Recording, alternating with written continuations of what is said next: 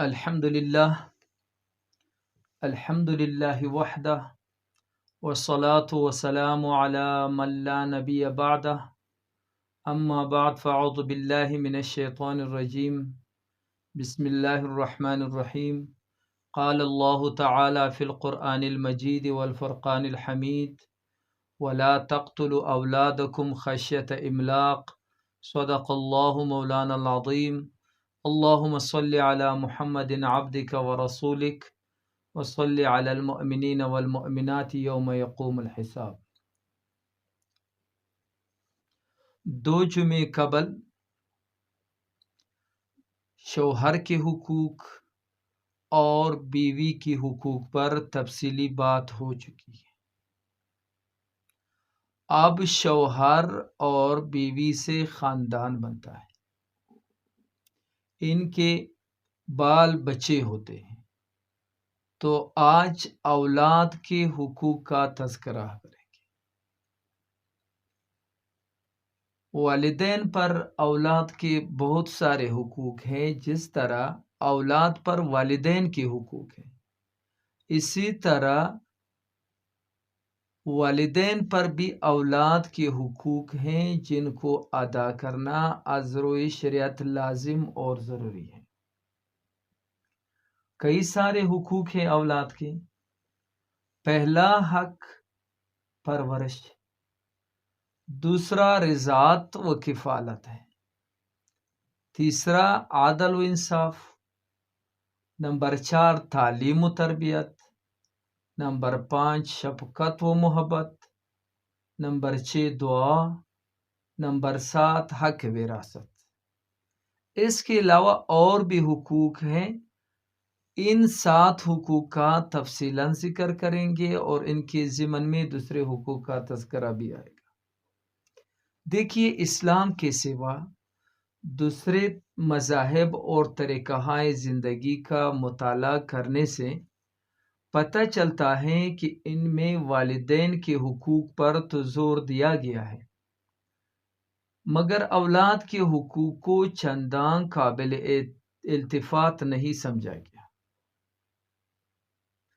اگر دیکھا جائے تو بچہ پہلے اپنے ضروری حقوق پورے کرواتا ہے، پھر ایک مدت بعد جا کر وہ اس کے قابل ہوتا ہے کہ وہ والدین کے حقوق پورے کر سکے۔ لہٰذا دوسرے مذاہب کے برعکس اسلام میں اولاد کے حقوق کو بڑی وضاحت سے بیان کیا گیا ہے۔ جیسا پہلے عرض کر دیا، پہلا حق والدین پر بچوں کا یہ ہے کہ وہ بچوں کا پرورش کرے۔ والد اپنے وسائل اور امکان کی حد تک بہتر سے بہتر طریقے سے اولاد کی پرورش کرے اور ان کی زندگی کے قیام اور ان کے نشوونما کے لیے جو کچھ ضروری ہو اس سے غفلت نہ برتے اور انہیں زندہ رہنے کے حقوق سے محروم نہ کرے۔ اگرچہ اللہ تعالیٰ نے والدین کی دلوں میں شفقت پدری، ممتا کے جذبات اس طرح رکھے ہیں کہ وہ خوشی سے بچوں کی خاطر تکلیف اٹھاتے ہیں، مگر یہ بھی ایک حقیقت ہے کہ تاریخ انسانی میں متعدد دور ایسے آئے ہیں کہ جب قتل اولاد کی مذموم رسم کی جا رہی تھی، اور موجودہ دور میں بھی اپنے علم اور تہذیب کے دعووں کے باوجود اس سے خالی نہیں۔ دنیا میں ایسی تہذیبیں رہی ہیں جن میں باپ کو یہ حق حاصل تھا کہ اولاد کو قتل کر دے، اور پھر اس قتل پر کوئی قانونی باز پرس بھی نہیں ہوتی تھی۔ پرانی عرب تہذیب بھی اس کی ایک مثال ہے، جہاں بیٹیوں کو زندہ دفن کر دیا جاتا تھا اور بیٹوں کو قربانگاہوں پر نظروں کے بینٹ چڑھایا جاتا تھا۔ والدین اولاد کو کیوں قتل کر رہے ہیں؟ اس کے متعدد وجوہ بتائی جاتی ہے۔ پہلی وجہ مذہبی ہے۔ مشرک اور بت پرست قوموں میں یہ رواج رہا ہے کہ وہ دیوی دیوتاؤں کی خوشنودی حاصل کرنے کے لیے اپنے بچوں کو ان کے آستانوں پر ذبح کرتے تھے۔ منتیں مانی جاتی تھی کہ فلان کام ہو گیا تو اپنے بچے کی قربانی دیں گے، اور اس طرح ان معصوموں کی جانیں ظالمانہ طور پر لی جاتی تھی۔ اسلام میں ایک طرف تو توحید پر زور دیا گیا ہے، جس سے کفر، شرک اور غیر اللہ کے آگے نظریں نیازیں پیش کرنے اور ان کے آستانوں پر انسان یا حیوانی قربانی دینے کی جڑ ہی کٹ جاتی ہے، اور دوسری طرف اللہ تعالیٰ نے انسانی جان کو اتنا مقدس قرار دیا ہے کہ اللہ تعالیٰ قرآن کریم میں فرماتے ہیں، من قتل نفسا بغیر نفس او فساد فی الارض فکأنما قتل الناس جميعا۔ یہ سورہ مائدہ کی آیت ہے، جس میں اللہ تعالیٰ فرماتے ہیں، جس نے کسی انسان کو خون کے بدلے یا زمین میں فساد پھیلانے کے سوا قتل کیا تو اس نے گویا تمام انسانوں کو قتل کیا۔ اولاد کی قتل کی دوسری وجہ فقر و فاقہ اور رزق کی کمی بتائی جاتی ہے۔ عرب میں غذا کا مسئلہ خاص طور پر شدید تھا، کیونکہ وہ علاقہ کوئی زرخیز علاقہ نہیں تھا۔ اس قلت کا حل ان کی نزدیک یہی تھا کہ اولاد خصوصاً بیٹیوں کو زندہ ہی نہ رہنے دیا جائے، کیونکہ وہ کھائیں گے تو بیٹیوں ہی کی طرح، مگر ضرورت پڑنے پر میدان جنگ میں جا کر لڑیں گے نہیں۔ اس طرح وہ کما کر لوگ اپنے گمان کے مطابق اپنے اولاد کے رازق بن بیٹھے تھے۔ قرآن پاک نے اس جاہلانہ خیال کی تردید کرتے ہوئے واضح کیا ہے کہ اولاد کے رازق اس کے والدین نہیں بلکہ ان کا خالق ہے، بلکہ خود ان کا رازق بن بیٹھنے والوں کا رزق بھی ان کا خالق ہی دیتا ہے۔ اللہ تعالیٰ کا ارشاد ہے، وَلَا تَقْتُلُوا أَوْلَادَكُمْ خَشْيَةَ إِمْلَاقٍ نَحْنُ نَرْزُقُهُمْ وَإِيَّاكُمْ إِنَّ قَتْلَهُمْ كَانَ خِطْئًا كَبِيرًا۔ فرماتے ہیں کہ اپنی اولاد کو مفلسی کے اندیشے سے قتل مت کرو، کیونکہ ہم انہیں بھی رزق دیتے ہیں اور تمہیں بھی، در حقیقت ان کا قتل ایک بہت بڑی خطا ہے۔ اسی طرح ایک اور آیت میں اللہ تعالیٰ نے فرمایا ہے، وَمَا مِن دَابَّةٍ فِي الْأَرْضِ إِلَّا عَلَى اللَّهِ رِزْقُهَا۔ زمین پر چلنے والا کوئی جاندار ایسا نہیں جس کا رزق اللہ کے ذمہ نہ ہو۔ لہٰذا کھانے کی کمی یعنی غذا کی کمی کے خدشے سے اولاد کو قتل کرنا ظلم ہی نہیں، حماقت بھی ہے، کیونکہ اللہ تعالیٰ جس تناسب سے انسانی آبادی کو بڑھاتا ہے، اسی تناسب سے وسائل رزق میں بھی اضافہ کر دیتا ہے۔ انسان کا کام یہ نہیں کہ انسانی جانوں کو فنا کرے، بلکہ انسان کا کام یہ ہے کہ اپنے خداداد علم سے کام لے کر خدا کے پیدا کردہ وسائل سے کام لے کر ان کا روزی تلاش کیا جائے۔ اور ایک تیسری وجہ یہ بھی بیان کی جاتی ہے اولاد کے قتل کرنے کا، کہ عربوں کے ہاں آئے دن جنگ و جدال ہوتی رہتی تھی۔ ان جنگوں میں خونریزی کم اور لوٹ مار زیادہ ہوتی تھی۔ ایک دوسرے کے ساتھ لڑنے والے قبائل ایک دوسرے کے جانور اور عورتیں اٹھا کر لے جاتے تھے، پھر ایسی صورت میں بیٹیاں ان کے لیے ننگوار کا باعث بنتی تھی۔ اس کے علاوہ یہ بھی بیان کیا جاتا ہے کہ اہل عرب اس بات کو بھی باعث عار سمجھتے تھے کہ کوئی شخص ان کا داماد بن جائے۔ یہی جاہلانہ اور ظالمانہ نظریہ ہندوستان میں راجپوتوں میں بھی پایا جاتا تھا، اور وہ اس خوف کے مارے کہ کوئی شخص ان کا داماد کہلائے بیٹیوں کو قتل کر دیا کرتے تھے۔ اس بیوقوفانہ اور احمقانہ طرز فکر نے اللہ کو معلوم ہے کہ کتنی معصوم جانوں کو ختم کیا اور کتنے باپوں کے دلوں سے شفقت پدری کا کلا کما کر کے انہیں قاتلین کی صف میں لا کھڑا کیا۔ اسلام اس جہالت کو شدید نفرت کی نگاہ سے دیکھتا ہے اور اسے ایک ہولناک جرم قرار دیتا ہے۔ سورہ تکویر میں اللہ تبارک و تعالیٰ فرماتے ہیں، وَإِذَا الْمَوْءُودَةُ سُئِلَتْ بِأَيِّ ذَنبٍ قُتِلَتْ۔ اور جب زندہ گاڑی ہوئی لڑکی سے پوچھا جائے گا کہ وہ کس قصور میں ماری گئی۔ اس آیت کے انداز بیان میں ایسی شدید غضبناکی پائی جاتی ہے جس سے زیادہ سخت غضبناکی کا تصور نہیں کیا جا سکتا۔ بیٹی کو زندہ گاڑنے والے ماں باپ کو اللہ تعالیٰ کے نزدیک ایسے قابل نفرت ہوں گے کہ ان کو مخاطب کر کے یہ نہیں پوچھا جائے گا کہ تم نے ان معصوم کو قتل کیوں کیا، بلکہ ان سے نگاہ پھیر کر معصوم بچی سے پوچھا جائے گا کہ تو بیچاری آخر کس قصور میں ماری گئی، اور وہ اپنا داستان سنائے گی کہ ماں باپ نے اس کے ساتھ ظلم کیا اور کس طرح اسے دفن کیا۔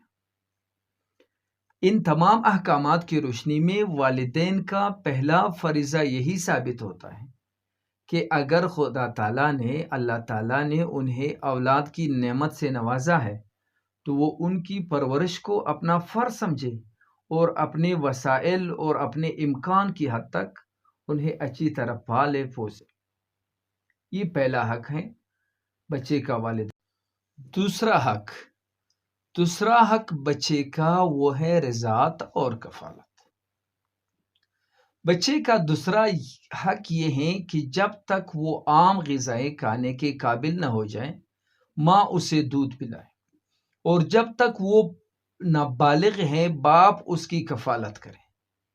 اگر بچے کی ماں کسی وجہ سے اس سے علیحدہ ہو چکی ہے، مثلا وفات پا چکی ہے یا طلاق وغیرہ کے باعث بچے سے جدا ہو چکی ہو، تو پھر بچے کے باپ کا فرض ہے کہ اس کی رضاعت یعنی دودھ پلانے کا بندوبست کرے، چاہے وہ متعلقہ ماں ہی سے درخواست کرے کہ وہ بچے کو دودھ پلا دے یا کسی اور عورت سے دودھ پلوائے۔ پھر جو بھی عورت اس بچے کو دودھ پلائے گی اس کا کھانا کپڑا بچے کے باپ کے ذمہ ہوگا۔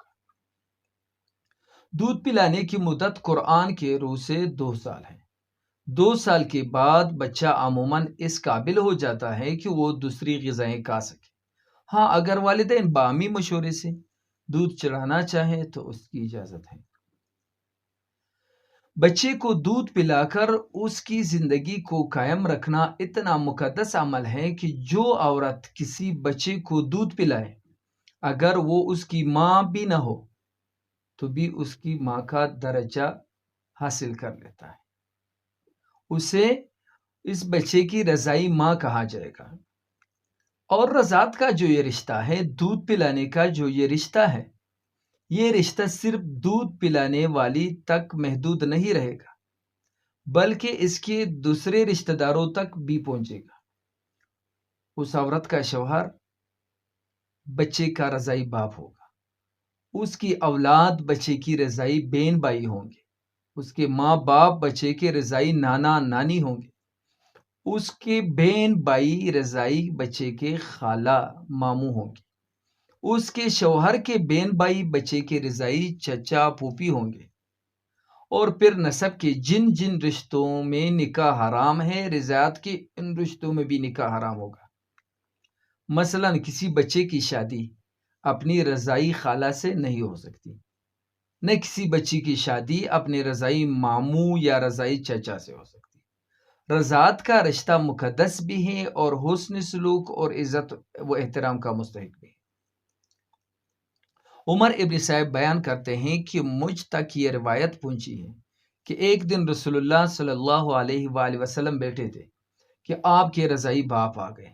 آپ صلی اللہ علیہ وآلہ وسلم نے ان کے لیے اپنے کپڑے کا ایک حصہ بچھا دیا، وہ اس پر بیٹھ گئے۔ پھر آپ صلی اللہ علیہ وآلہ وسلم کی رضائی ماں آ گئی تو آپ صلی اللہ علیہ وسلم نے ان کے لیے کپڑے کا دوسرا طرف آدھا بچھا دیا، وہ بھی اس پر بیٹھ گئی۔ پھر آپ صلی اللہ علیہ وسلم کا رضائی بھائی آ گیا تو آپ کھڑے ہو گئے اور اس کو اپنے سامنے بٹھا لیا۔ بچے کی رضاعت کا بندوبست کرنے کے علاوہ یہ بھی باپ کا فرض ہے کہ بچے کی کفالت کرے۔ اگر باپ نہ ہوگا تو درجہ بدرجہ دوسرے ورثہ پر یہ فریضہ عائد ہو جائے گا، اور بچپن کے دوران بچے کا یہ حق قائم رہے گا کہ ذمہ دار لوگ جو بھی ہیں ذمہ دار لوگ اس کی ضروریات زندگی کا بوجھ اٹھائے رہے۔ اس سے یہ بات کھل کر واضح ہو گئی کہ جو باپ اپنے نابالغ بچوں کی کفالت کرنے سے جان بچاتے ہیں وہ کتنی ہی بڑی خطا کے مرتکب ہوتے ہیں۔ اکثر دیکھا گیا ہے کہ بیویوں سے تعلقات خراب ہو گئے تو نہ صرف اپنی بیویوں کا خرچ روک لیا بلکہ اس کے ساتھ ساتھ بچوں کا خرچ بھی بند کر دے۔ تو لہٰذا دوسرا حق یہی ہے بچے کا کہ رضاعت کا بندوبست کیا جائے اور اس کا صحیح طریقے سے کفالت کیا جائے۔ تیسرا حق بچے کا یہ ہے کہ اس کے ساتھ عدل و انصاف کیا جائے۔ والدین پر بچے کا حق یہ بھی ہے کہ وہ اس کے ساتھ انصاف کرے۔ بچوں کے ساتھ بے انصافی کرنے کی مختلف شکلیں ہوتی ہیں۔ کبھی اولاد ایک سے زیادہ ماؤں سے ہوتی ہے تو باپ کا میلان جس بیوی کی طرف زیادہ ہوتا ہے وہ اس کے بچے کا زیادہ دھیان رکھتا ہے اور دوسری کے بچوں کو نظر انداز کرتا ہے۔ کبھی یوں ہوتا ہے کہ ایک بیوی وفات پا گئی یا اسے طلاق دی گئی اور دوسری شادی کی گئی۔ اب جن بچوں کی ماں موجود نہیں ان سے تو توجہ ہٹ گئی اور ان کے حقوق ادا کرنے سے کوتاہی برتی جانے لگی، اور جن بچوں کی ماں موجود ہیں ان سے حسن سلوک ہوتا رہا۔ ایسی صورتحال میں عموماً باپوں کو پہلی بیویوں کے بچوں میں خرابیاں بھی نظر آنی شروع ہو جاتی ہیں اور وہ اپنی بدسلوکی کو جائز سمجھنے لگتے ہیں۔ حالانکہ بسا اوقات ہوتا یہ ہے کہ شرارت تو وہ بچے بھی کرتے ہیں جن کی ماں موجود ہیں اور وہ بھی کرتے ہیں جن کی ماں موجود نہیں ہوتی، مگر ماں والے بچوں کی ماں ان کی شرارتوں پر پردہ ڈال دیتی ہے، مگر جن کی ماں موجود نہیں ہوتی ان کی شرارتیں ظاہر واضح اور نمایاں ہو جاتی ہیں، اور باپ یہی سمجھتے رہتے ہیں کہ پہلے بچے زیادہ شریر ہیں اور دوسرے فرمانبردار اور با اخلاق ہیں۔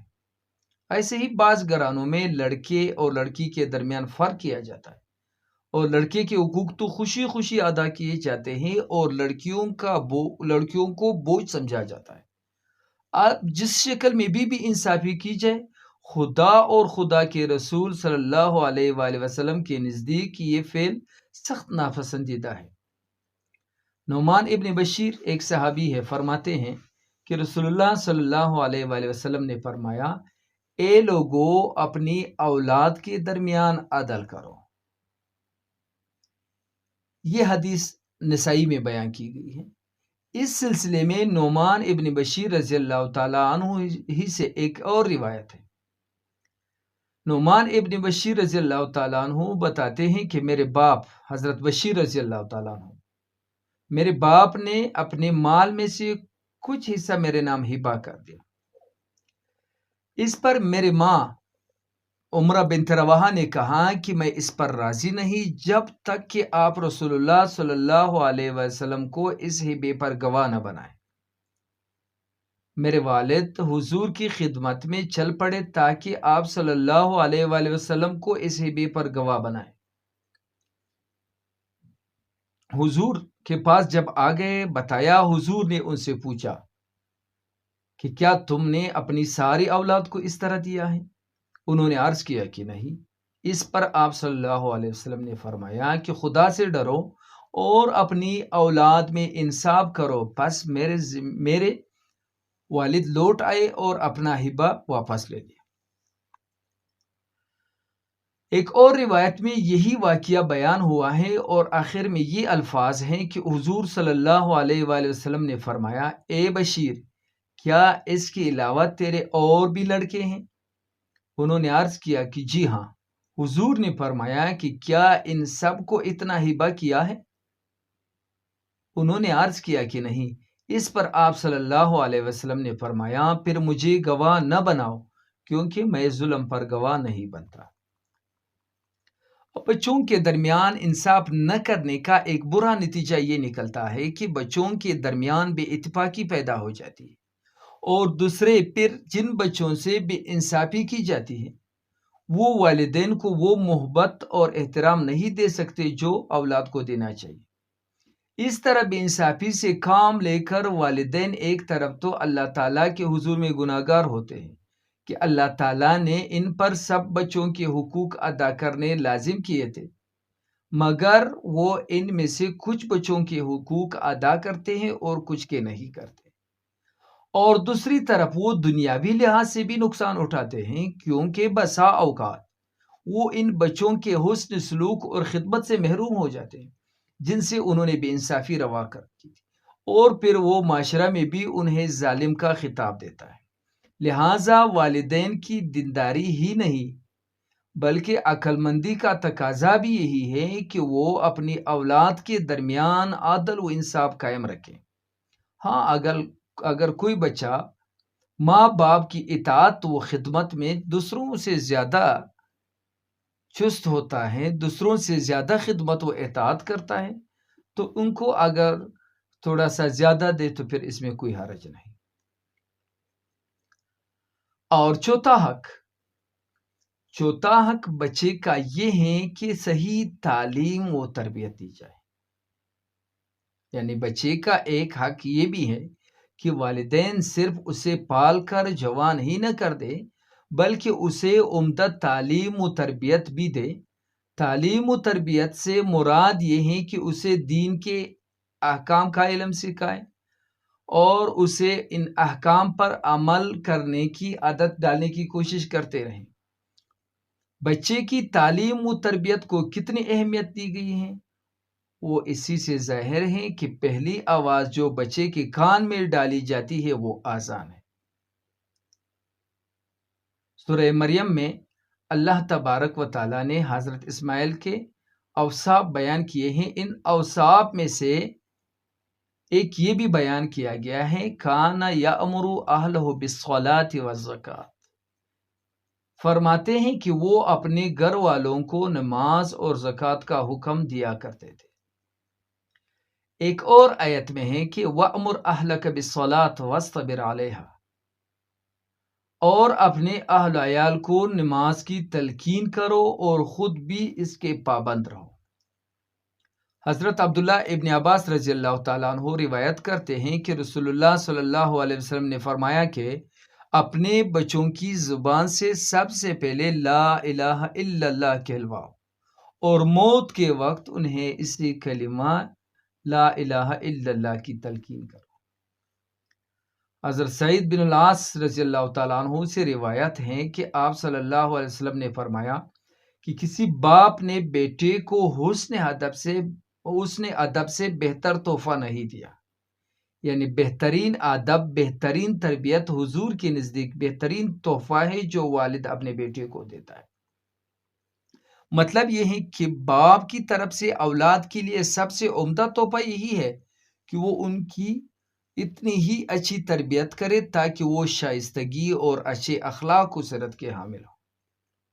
حضرت انس رضی اللہ تعالیٰ عنہ سے روایت ہے کہ رسول اللہ صلی اللہ علیہ وسلم نے فرمایا کہ اپنی اولاد کا اکرام کرو اور انہیں حسن ادب سے آراستہ کرو۔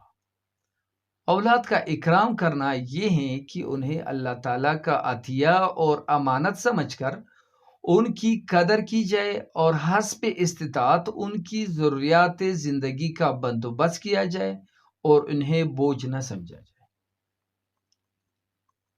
اگرچہ انسان شرعی احکام کا مکلف بالغ ہونے پر ہی ہوتا ہے، تاہم رسول اللہ صلی اللہ علیہ وسلم نے حکم دیا ہے کہ جب بچہ 7 سال کا ہو جائے تو اسے نماز کی تلقین کرنا شروع کر دے، اور 10 سال کا بچہ اگر نماز نہ پڑھے تو اسے اس پر سزا دی جائے۔ یہ اسی لیے ہے کہ بچے کو نماز کی عادت ہو جائے اور بالغ ہونے پر وہ پکا نمازی بن جائے گا۔ حضرت سعدی رحمہ اللہ سے پوچھا گیا کہ اب اولاد کی تربیت کیسے کرنی چاہیے؟ انہوں نے فرمایا جب بچے کی عمر 10 سال سے زیادہ ہو جائے تو اسے نامحرموں اور ایرو غیروں میں نہ بیٹھنے دو۔ نمبر 2، اگر تم چاہتے ہو کہ تمہارا نام باقی رہے تو اولاد کو اچھے اخلاق کی تعلیم دو۔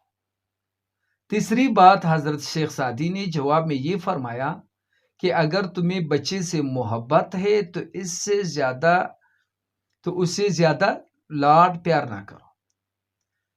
اور چوتھی بات یہ بتائی، بچے کو استاد کا ادب سکھاؤ اور اسے استاد کی سختی سہنے کی عادت ڈالو۔ پانچویں بات، بچے کی تمام ضرورتیں خود پوری کرو اور اسے ایسے عمدہ طریقے سے رکھو کہ وہ دوسروں کی طرف نہ دیکھیں۔ چھٹی بات، شروع میں پڑھاتے وقت بچے کی تعریف کرو اور اسے شاباش دے کر اس کی حوصلہ افزائی کرو۔ جب وہ اس طرف راغب ہو جائے تو اسے اچھے اور برے کی تمیز سکھانے کی کوشش کرو اور ضرورت پڑنے پر سختی بھی کرو۔ نمبر 7، بچے کو دستکاری یعنی ہنر سکل سکھاؤ۔ اگر وہ ہنرمند ہوگا تو بری دنوں میں بھی کسی کے سامنے ہاتھ پھیلانے کے بجائے اپنے ہنر سے کام لے سکے گا۔ اور آخری بات، حضرت شیخ سعدی نے یہ فرمایا، بچوں پر کڑی نگرانی رکھو تاکہ وہ بروں کی صحبت میں نہ بیٹھے۔ اب حقیقت یہ ہے کہ ماں باپ کا فریضہ صرف بچے کو پال دینا ہی نہیں، بلکہ اسے اس طرح پالنا ہے کہ وہ بہتر سے بہتر زندگی گزارے اور آخرت میں زیادہ سے زیادہ بہتری حاصل کر سکے۔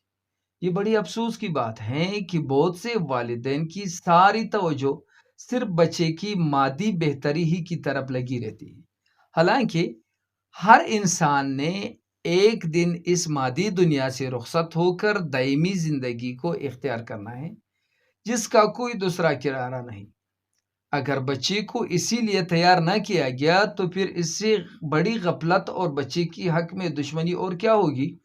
بچے کو عمدہ لباس پہنانے، عمدہ کھانے کھلانے، اعلیٰ قسم کے اسکول یا کالج میں داخل کرانے سے زیادہ اس بات کی فکر ہونی چاہیے کہ اس کی تربیت اچھی ہو۔ تربیت کی فکر بالکل ابتدا ہی سے ہونی چاہیے۔ بچپن میں بچے عموماً کہانیاں سننے کے شوقین ہوتے ہیں۔ اگر مائیں اس شوق سے فائدہ اٹھانے کی کوشش کرے تو بالکل ابتدائی عمر ہی میں بچے کی ذہن میں نیکی کے وہ بیج بوئے جا سکتے ہیں جن کا پھل بچہ انشاءاللہ زندگی بھر کھاتا رہے گا، اور مرنے کے بعد بھی۔ ماں باپ کو تربیت کا حق ضرور ادا کرنا چاہیے۔ ہو سکتا ہے کہ کوئی بچہ اپنی فطرت کے لحاظ سے ایسا ہو کہ تربیت کے باوجود بے روی پر نکلے، لیکن اگر والدین اس کی اصلاح کی کوشش کرتے رہیں تو انہیں اتنی تسلی تو رہے گی کہ انہوں نے اپنا فرض ادا کیا تھا اور خدا کے نزدیک بھی وہ بری ذمہ ہوگی۔ پھر اس معاملے کا ایک رخ بھی اور بھی ہے، وہ یہ کہ بعض اوقات والدین کی کوشش فوری طور پر اس پر اثر نہیں دکھاتے، مگر کچھ مدت گزرنے پر بچے کی زندگی میں کوئی موڑ ایسا آ جاتا ہے کہ مدتوں پہلے سنی ہوئی باتیں اپنا اثر دکھانے لگتی ہے اور بچہ نیکی کی طرف حضرت عبداللہ ابن مبارک رحمہ اللہ بڑے بزرگ صوفی محدث مفسر گزرے ہیں۔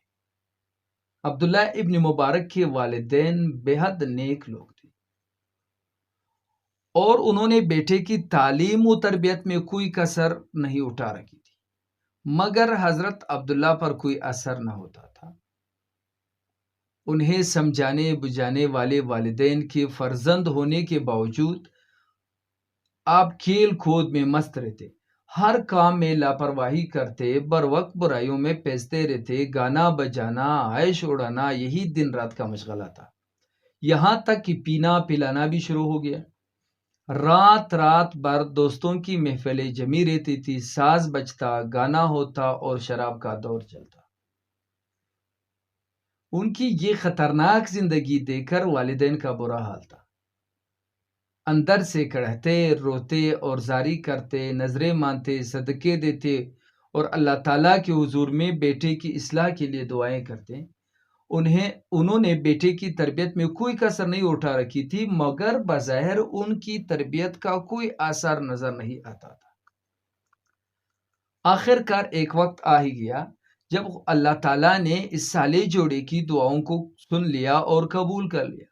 ایک رات جب عیش و عشرت کے محفل خوب گرم تھی اور شراب کے دور چل رہے تھے، حضرت عبداللہ کی آنکھ لگ گئی خواب میں کیا دیکھتے ہیں کہ ایک لمبا چوڑا خوبصورت باغ ہے اور اس کی ایک ٹہنی پر ایک پیاری سی چڑیا بیٹی اپنی سریلی آواز میں یہ آیت پڑھ رہی تھی، الم یأتی للذین آمنوا ان تخشع قلوبهم لذکر اللہ وما نزل من الحق۔ کیا ایمان لانے والوں کے لیے ابھی وہ وقت نہیں آیا کہ ان کے دل اللہ کے ذکر سے پگھلے اور اس کے نازل کردہ حق کے آگے جھکے؟ یہ سورہ الحدید کی آیت ہے۔ حضرت عبداللہ ابن مبارک گھبرائے ہوئے اٹھے اور اس کی زبان پر یہی بول جاری تھے، خدایا وہ وقت آ گیا، پیارے خدا وہ وقت آ گیا۔ پھر اٹھے، شراب کی بوتلیں پٹک دی، چنگ سے تار چور کر دیے، رنگین کپڑے پھاڑ ڈالے اور غسل کر کے سچے دل سے توبہ کی۔ پھر یہی عبداللہ بن مبارک تھے جو علم و عمل کے میدان پر سورج بن کر چمکے اور آپ کی روشنی نے ایک علم کو منور کر دیا۔ آپ کی نیکی، بزرگی اور فضیلت کا اندازہ لگانے کے لیے ایک اجتماع کا واقعہ سنیں جو آپ کے زمانے میں ہوا تھا۔ وقت کے بڑے بڑے علماء یہ فیصلہ کرنے کے لیے ایک جگہ جمع ہوئے کہ اس زمانے کا سب سے بڑا عالم، سب سے بڑا بزرگ کون ہے۔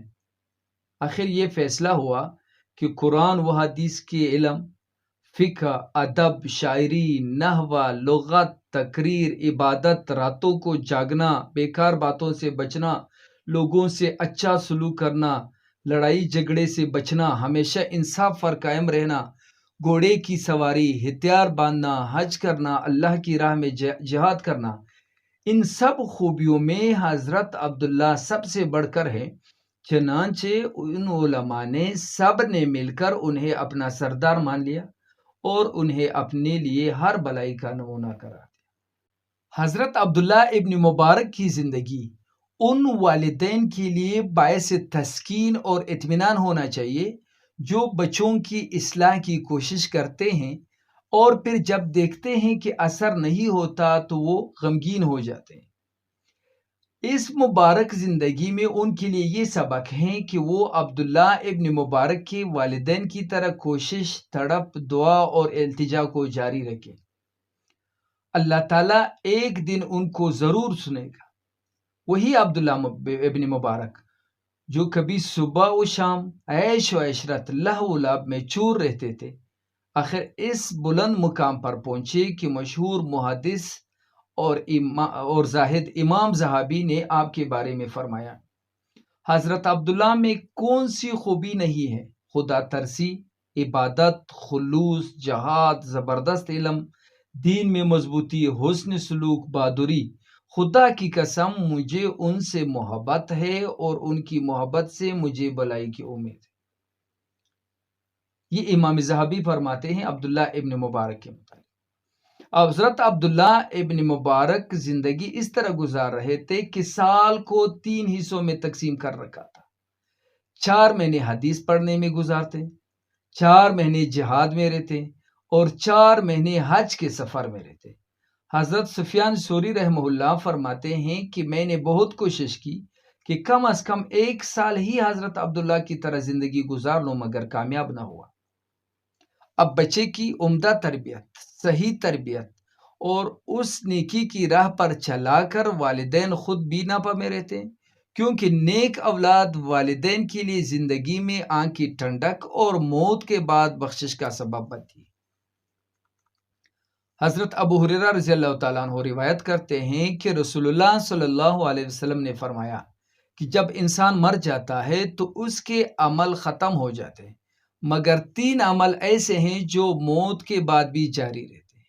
ایک صدقہ جاریہ، دوسرا وہ علم جس سے لوگ نفع حاصل کرے، تیسرا نیک اولاد جو اس کے لیے دعا کرے۔ یہ حدیث صحیح ترمذی میں بیان ہوئی ہے۔ اسی طرح موطا امام مالک میں ایک اور حدیث ہے، حضرت سعید بن مسیب فرمایا کرتے تھے کہ آدمی کے مرنے کے بعد اس کے بیٹے کے دعا کرنے سے اس کا درجہ بلند ہو جاتا ہے۔ حضرت ابو ہریرہ رضی اللہ تعالیٰ عنہ سے روایت ہے کہ رسول اللہ صلی اللہ علیہ وسلم نے فرمایا کہ آدمی کا درجہ جنت میں بلند کیا جاتا ہے وہ کہتا ہے کہ میرا درجہ کیسے بلند ہو، حالانکہ اب تو زندگی ختم ہو چکی ہے اور عمل کا موقع بھی ختم ہو چکا ہے۔ تو اسے بتایا جاتا ہے کہ تیرے بعد تیرے بیٹے نے تیرے لیے استغفار کی، اس کے باعث تیرا درجہ بلند ہوا۔ بچے کی تربیت کے سلسلے میں ایک بات جو والدین کو یاد رکھنا لازمی ہے وہ یہ ہے کہ بچے کو اچھا بنانے کے لیے والدین کا خود اچھا بننا ضروری ہے، ورنہ ان کے سمجھانے بجھانے کا بہت کم اثر ہوگا، اور تعجب کی بات نہیں ہے کہ بالکل بے اثر ہو۔ اس کی وجہ یہ ہے کہ ایک تو انسان کی اس بات میں اثر نہیں ہوتا جس پر وہ خود عمل نہ کرتا، اور دوسرے جب بچے دیکھیں گے کہ ماں باپ انہیں جن کاموں کا حکم دے رہے ہیں وہ خود ان پر عمل نہیں کرتے تو ان کے نظر میں یہ کام غیر ضروری شمار ہوں گے۔ اب چند واقعات سنیں تربیت کے حوالے سے۔ حضرت ربیعہ جو ایک مشہور تابعی ہیں، اس کے بارے میں بتایا جاتا ہے کہ ان کی پیدائش سے کچھ ماہ پہلے ان کے والد فروخ جہاد پر چلے گئے۔ جاتے ہوئے انہوں نے اپنی بیوی کو 30,000 اشرفیاں دی، اور پھر حالات کچھ ایسے ہو گئے کہ وہ 27 سال تک وطن واپس نہ آ سکے۔ اس دوران ربیعہ کے والدہ نے شوہر کا چھوڑا ہوا اثاثہ بیٹے کی تعلیم و تربیت پر صرف کر دیا، اور جب اس کا والد فروخ واپس آ گئے تو ربیعہ 26 برس کے ہو چکے تھے، اور ان کے علم و فضل کی شہرت دور دور تک پہنچ چکی تھی۔ واپسی پر فروخ نے بیوی سے اس رقم کے بارے میں پوچھا کہ وہ جو جاتے وقت انہیں دے دی گئی تھی اس رقم کا کیا کیا؟ تو اس عقل مند خاتون اس کی بیوی نے جواب دیا کہ میں نے حفاظت سے زمین میں دفن کی ہوئی۔ دوسرے دن صبح جب فروخ مسجد میں نماز پڑھنے گئے تو بیٹے کا وہ رتبہ دیکھا کہ بڑے بڑے عالم ان کے سامنے بیٹھے ہوئے تھے۔ نہایت شادان و فرحاں ہو کر گھر آ گئے اور بیوی سے ذکر کیا تو بیوی نے جواب دیا کہ یہ وہی زمین ہے جس میں نے آپ کا چھوڑا ہوا اثاثہ دفن کر رہا تھا۔ علامہ اقبال کے متعلق ایک واقعہ کتابوں میں لکھا ہے۔ علامہ اقبال اپنے لڑکپن کا ایک واقعہ بیان کرتے ہیں کہ ایک دفعہ ہمارے ہاں ایک فقیر آیا جو ٹلنے کا نام ہی نہیں لیتا تھا۔ اس پر مجھے غصہ آیا اور میں نے اسے مارا، تو جو کچھ وہ مانگ کر لایا تھا وہ نیچے گر گیا۔ میرے والد یہ منظر دیکھ رہے تھے تو ان کا رنگ زرد ہو گیا اور مجھے بلا کر کہا کہ اے بیٹا ذرا خیال کر، قیامت کے دن جب جناب رسول اللہ صلی اللہ علیہ وآلہ وسلم کا دربار لگا ہوگا اور بڑے بڑے حافظ، غازی، شہید، زاہد، عاشقان الہی اور عالم وغیرہ جمع ہوں گے تو یہ فقیر وہاں آ کر فریاد کرے گا اور حضور مجھ سے پوچھیں گے کہ تمہیں اللہ تعالیٰ نے گوشت کا ایک ٹکڑا عطا کیا تھا، یعنی یہ بیٹا دیا تھا کہ اللہ تعالیٰ نے تمہیں گوشت کا ایک ٹکڑا عطا کیا تھا، کیا تو اسے انسان نہ بنا سکا؟ تو بیٹا بتا اس وقت میں کیا جواب دوں گا؟ اے بیٹے باپ پر یہ ظلم نہ کر اور غلام کو اپنے آقا کے سامنے شرمندہ نہ کر۔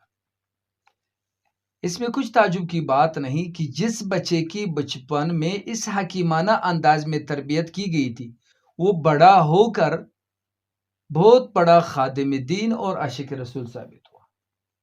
یہ تو ان لوگوں کی باتیں ہیں جنہوں نے دنیا میں بہت بڑی شہرت، ناموری اور نیکنامی حاصل کی۔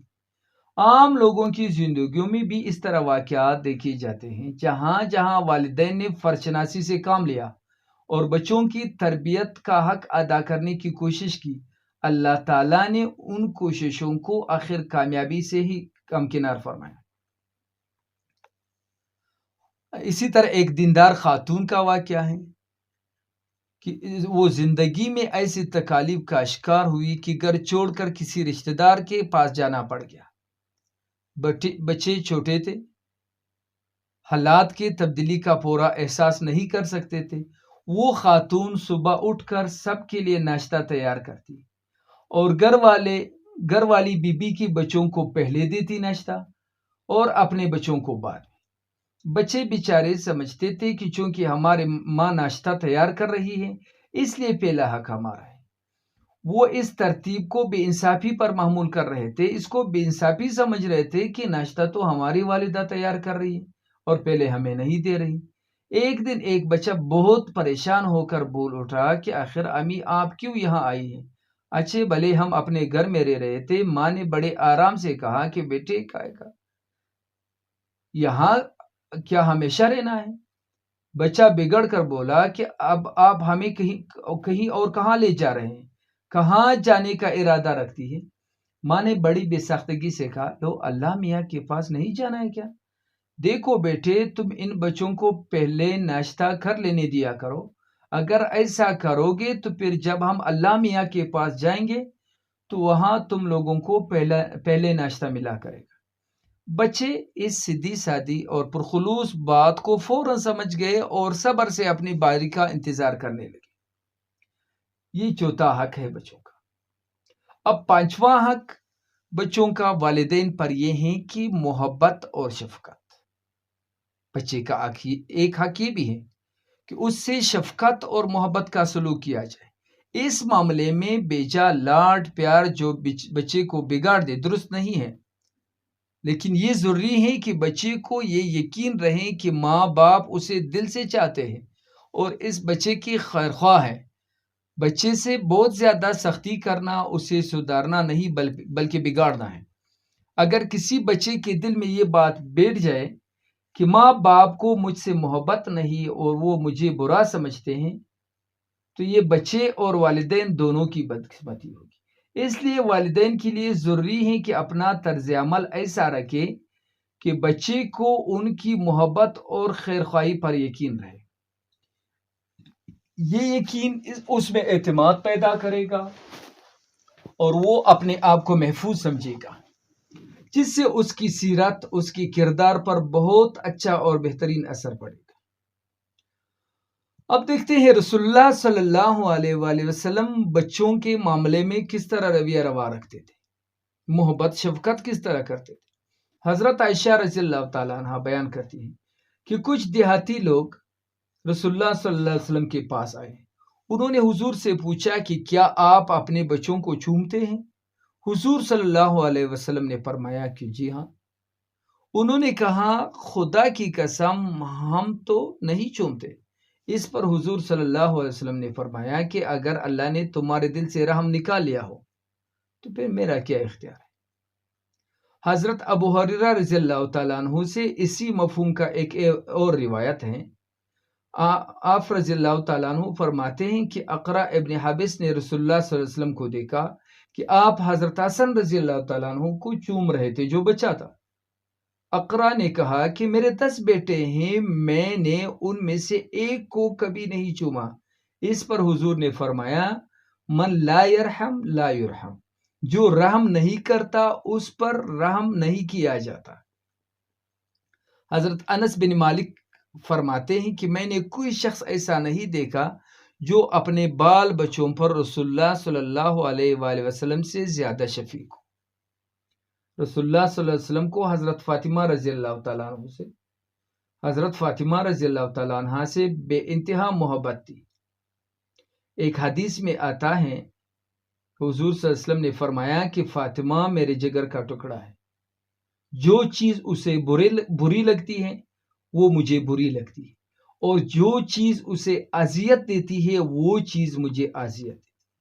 اب برا لگنے سے مراد تکلیف اور درد ہے۔ حضور کی مراد یہ ہے کہ جس چیز سے حضرت فاطمہ کو تکلیف پہنچتی ہے اس سے مجھے بھی تکلیف پہنچتی ہے۔ حضور اپنے نواسوں حضرت حسن حضرت حسین پر بھی بے انتہا شفیق تھے، بہت زیادہ شفقت فرماتے۔ تو رسول اللہ صلی اللہ علیہ وآلہ وسلم کا بچوں کے ساتھ اس طرح شفقت اور محبت سے یہ بات ہمارے سامنے کھل کر واضح ہو گئی کہ بچوں کے ساتھ شفقت و محبت کا سلوک کرنا ضروری ہے، کیونکہ بچے کے کردار اور سیرت سازی کے لیے اس کی بہت ضرورت ہوتی ہے۔ خدا کے بعد بچے کی جائے پناہ اس کے والدین ہی ہوتے ہیں۔ جو والدین بچے کے لیے مناسب شفقت و محبت کا اظہار کرتے رہیں گے اور اسے یقین دلائیں گے کہ اس کی یہ جائے پناہ مضبوط اور محفوظ ہے، تو وہ بچے پھر اعتماد بھی ان میں پیدا ہوگا اور والدین کے ساتھ جڑے بھی رہتے ہیں۔ اس کے برعکس جو بچے جن پر خواہ مخواہ سختی کی جاتی ہے، ادب ان کو نہیں سکھایا جاتا، ایسے بچے والدین کے لیے پریشانی کا باعث بنتے ہیں۔ شیخ سعدی رحمہ اللہ نے ایک حکایت بیان کی ہے کہ ایک باپ نے اپنے بیٹے کو ڈنڈے سے مارا تو بیٹا بولا کہ ابا بے قصور نہ مار، اگر لوگ مجھ پر ظلم کرے تو میں ان کی ظلم کی فریاد آپ کے پاس کر سکتا ہوں، لیکن جب آپ ظلم کرے تو میں کس کے پاس فریاد کروں؟ تو پانچواں حق بچی کا یہ ہے کہ ان پر شفقت کیا جائے، ان سے محبت کیا جائے۔ اور چھٹا حق بچے کا والدین پر یہ ہے کہ بچے کے لیے دعا کرے۔ والدین پر بچے کا ایک خاص حق یہ ہے کہ وہ اپنے بچے کے لیے دعا کرے۔ ایک تو یہ حقیقت ہے کہ والدین بچے کے انتہائی خیر خواہ ہوتے ہیں اور ان کی دلی خواہش ہوتی ہے کہ ان کے بچے لائق فائق، نیک اور عمدہ اخلاق کے مالک ہوں، مگر اس خواہش کے باوجود یہ عین ممکن ہے کہ وہ ان کی صحیح تربیت نہ کر سکے، اور یہ خواہش صرف خواہش ہی کی حد تک رہے، اس کے لیے کوئی عملی کوشش نہیں کی جائے۔ پھر اس کا بھی امکان موجود ہے کہ بعض والدین میں وہ سمجھ بوجھ، عقل و دانش اور صبر و حوصلہ ہی نہ ہو جو بچے کی عمدہ تربیت کے لیے درکار ہوتا ہے۔ پھر اس کا بھی خدشہ موجود ہے کہ بعض والدین اس شدت سے اور ایسے مبالغہ آمیز انداز میں بچوں کی تربیت کرنا شروع کر دیتے ہیں کہ بچے سدھارنے کے بجائے الٹے باغی ہو جاتے ہیں۔ غرض یہ کہ بچے کی تربیت کے لیے جو بھی طریقہ اختیار کیا جائے، اس کے ناکام ہو جانے کا بہرحال خدشہ موجود ہوتا ہے۔ لہٰذا بچے کی خیرخواہی کے سلسلے میں اس عمل سے ذرا بھی برغفلت نہیں برتنی چاہیے جس کے ناکام ہو جانے کا کوئی خدشہ نہیں، اور جو انشاءاللہ بچے کے لیے کامیابی ہی لاتا ہے۔ اور وہ عمل کیا ہے؟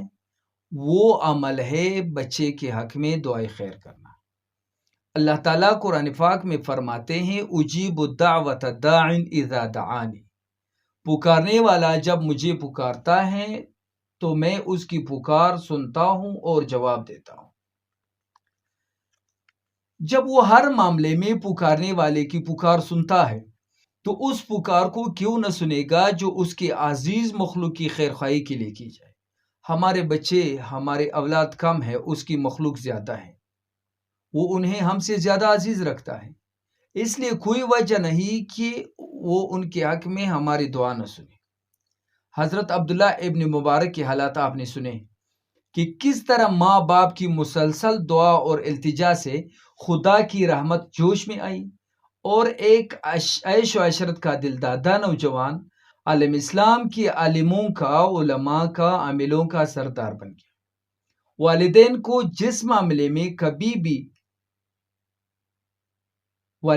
کو کسی بھی معاملے میں کبھی بھی سستی نہیں دکھانی چاہیے اور کبھی بھی نہیں اکتانا چاہیے، اور وہ یہی ہے کہ بچوں کے حق میں دعائے خیر جاری رکھی جائے۔ عجیب نہیں ہے کہ یہی دعائے خیر انہیں دین اور دنیا دونوں کے خزانے عطا فرمائے۔ اللہ تعالیٰ نے ان لوگوں کی تعریف فرمائی ہے جو اپنے بیوی اور بچوں کے لیے دعائے خیر کرتے ہیں۔ فرماتے ہیں اللہ تبارک و تعالیٰ سورہ فرقان میں والذین یقولون ربنا ہب لنا من ازواجنا وذریاتنا قرۃ اعین، اور جنت کے مستحق وہ لوگ ہیں جو کہتے ہیں کہ اے ہمارے پروردگار، ہم کو ہماری بیویوں اور ہمارے اولادوں کی طرف سے آنکھوں کی ٹھنڈک عطا فرما۔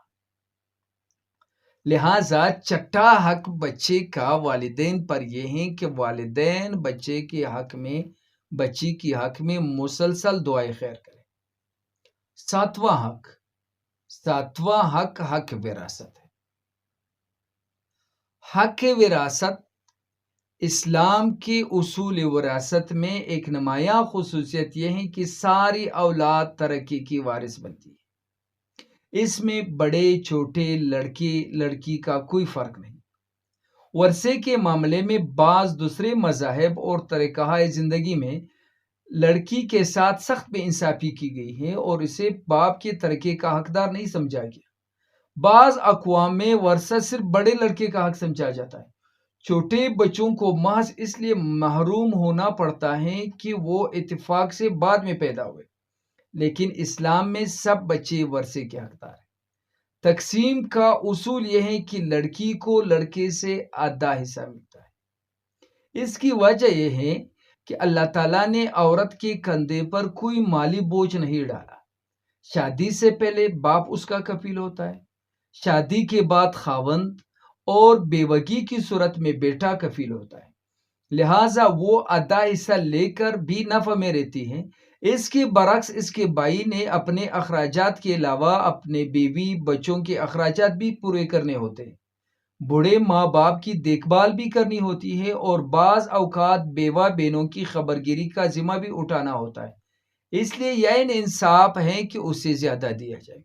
ورثے کے معاملے میں بچوں کے حقوق پر جو زور دیا گیا ہے وہ اسی سے ظاہر ہے کہ کسی مورث کو اس بات کی اجازت نہیں کہ وہ اپنے مال کے 1/3 حصے سے زیادہ کوئی وصیت کرے۔ حضرت عامر بن سعد روایت کرتے ہیں کہ مکہ مکرمہ میں بیمار تھا، حضور میری عیادت کرنے آئے۔ میں نے عرض کیا کہ میرے پاس مال ہے، کیا میں اپنے سارے مال کو خدا کی راہ میں دینے کی وصیت کر دوں؟ حضور نے فرمایا کہ نہیں، ایسا نہ کرو۔ میں نے پھر عرض کیا کہ پھر نصف مال آدھا مال وصیت کروں؟ آپ صلی اللہ علیہ وسلم نے پھر فرمایا کہ نہیں۔ کہتے ہیں کہ میں نے پھر عرض کیا کیا میں پھر تیسرے حصے کی وصیت کر دوں اللہ کی راہ میں؟ آپ صلی اللہ علیہ وسلم نے فرمایا ہاں، تیسرے حصے میں کر سکتے ہیں، اگرچہ تیسرا حصہ بھی زیادہ ہے۔ پھر حضور نے فرمایا کہ تو اپنے وارثوں کو مالدار چھوڑ کر جائے، یہ اس سے بہتر ہے کہ تو انہیں تنگ دست چھوڑ جائے اور وہ لوگوں کے سامنے ہاتھ پھیلائے پھرے۔ اس حدیث سے یہ بات واضح ہوتی ہے کہ حضور نے اس بات کی بھی اجازت نہیں دی کہ کوئی شخص اپنے سارے ترقی کو خدا کی راہ میں دینے کی وصیت کرے، البتہ تیسرے حصے کے بارے میں وصیت کر سکتا ہے۔ اس کے علاوہ بچے کے بہت سارے دیگر حقوق بھی ہیں والدین پر۔ ان میں سے ایک حق یہ بھی ہے کہ بچے کا اچھا نام رکھے۔ حضرت عبداللہ ابن عباس بیان کرتے ہیں کہ رسول اللہ صلی اللہ علیہ وسلم نے فرمایا کہ باپ پر بچے کا یہ حق ہے کہ اس کا اچھا نام رکھے اور اسے حسن ادب سے آراستہ کرے۔ ایسے ہی اولاد کا والدین پر یہ بھی حق ہے کہ وہ انہیں نیکی اور نیکنامی ورثے میں دے، برائی اور بدنامی نہ دے۔ جس طرح بہرارو اولاد والدین کے لیے باعث ننگ باعث عار ہوتی ہے، اسی طرح غلط کار والدین بھی اولاد کے لیے ساری عمر ساری زندگی عار اور اذیت کا باعث بنتے ہیں۔ اولاد کے معاملے والدین کی ایک باری ذمہ داری یہ ہے کہ مناسب عمر تک پہنچ جانے کے بعد ان کا نکاح کا بندوبست کرے۔ حضرت ابو سعید خدری رضی اللہ تعالیٰ عنہ روایت کرتے ہیں کہ رسول اللہ صلی اللہ علیہ وسلم نے فرمایا، جس کو اللہ تعالیٰ نے اولاد دے دی اسے چاہیے کہ اس کا اچھا سا نام رکھے، اسے ادب سکھائے، پھر جب وہ سن بلوغ کو پہنچ جائے تو اس کی شادی کر دے۔ اگر وہ بچہ سن بلوغ کو پہنچ گیا مگر باپ نے اس کی شادی کا انتظام نہ کیا اور نتیجہ یہ ہوا کہ وہ حرام میں مبتلا ہو گیا تو اس کا باپ اس گناہ کا ذمہ دار ہوگا۔ اب جس دور سے ہم گزر رہے ہیں اس میں اس دور کی بعض خصوصیات نے والدین کے لیے اس بات کو اور بھی زیادہ ضروری کر دیا ہے کہ وہ بچوں کی دلوں میں خدا کی محبت، اللہ کے رسول کے پیروی اور آخرت کا فکر پیدا کرے، کیونکہ طرز زندگی میں کچھ ایسی تبدیلیاں آ گئی ہیں کہ بچے یہاں تک کہ لڑکیاں بھی دن کا بہت حصہ والدین کی نگاہوں سے دور ہو کر رہتے ہیں۔ ایسی صورت میں یہ انتہائی ضروری ہے کہ ان کے اپنے دلوں میں صحیح اور غلط کی پوری پہچان ہو اور صحیح پر عمل کرنے اور غلط سے اجتناب کرنے کا جذبہ پیدا ہو چکا ہو، اور ان کے دلوں میں یہ بات نقش ہو کہ والدین تو نہیں دیکھتے مگر ہمارا خالق ہمیں ہر وقت دیکھ رہا ہے، ہر چیز ان کی حفاظت میں کرے گی اور انہیں خرابیوں سے محفوظ رکھ سکے گی۔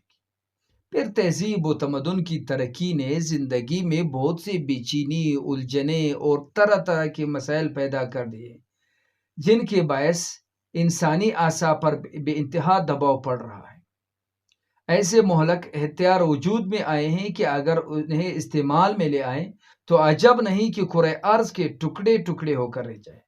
زیادہ سے زیادہ دولت حاصل کرنے اور معیار زندگی بڑھانے کے دن نے انسان کا سکون اور چھین لیا ہے، اور پھر آج کل کے ذرائع ابلاغ، ذرائع رسل اور وسائل کی ترقی کے باعث مختلف ممالک اس طرح ایک دوسرے کے قریب آ گئے ہیں کہ ایک علاقے کی بے چینی بے شمار دوسرے علاقوں کو اپنی لپیٹ میں لے لیتی ہے۔ اس صورتحال میں انسان کو ایک مضبوط سہارے کی ضرورت ہے جو اس کے دل، دماغ اور اعصاب کو اتنی قوت بخشے کہ وہ اس دباؤ کا کامیابی سے مقابلہ کر سکے، اور یہ سہارا صرف خدا پر سچا یقین ہے۔ اللہ تبارک و تعالیٰ پر سچا یقین ایک ایسا سہارا ہے جو والدین بچوں کو ایمان اور یقین نہیں دیتے، وہ بچوں پر ظلم کرتے ہیں کہ بغیر ہتھیار دیے انہیں ایک ہولناک جنگ میں دھکیل دیتے ہیں۔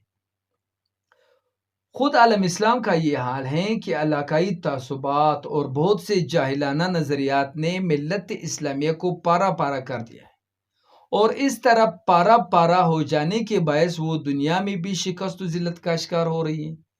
ہر مسلمان ماں اور مسلمان باپ کا یہ فرض ہے کہ بچے کے دل میں اسلام اور اخوت اسلامی کو راسخ کرنے کی بھرپور کوشش کرے، اور یہی وہ چیز ہے ان کی انفرادی زندگی میں بھی سکون اور اطمینان پیدا کرے گی، اور اسی سے ملت اسلامیہ کو بھی وہ قوت حاصل ہوگی جس سے وہ اقوام عالم کے درمیان اپنا صحیح مقام حاصل کرے۔ یہاں تک تو جب ہم بات کر رہے تھے تو ہم بچوں کی بات کر رہے تھے، لا اللہ تعین، بغیر کسی امتیاز کے بیٹے اور بیٹی کی، لیکن بیٹی بنسبت بیٹے کی ہمارے معاشرے میں مظلوم سمجھی جاتی ہے، تو بیٹی کے بارے میں اسلام نے بہت سارے ہدایات دی ہیں۔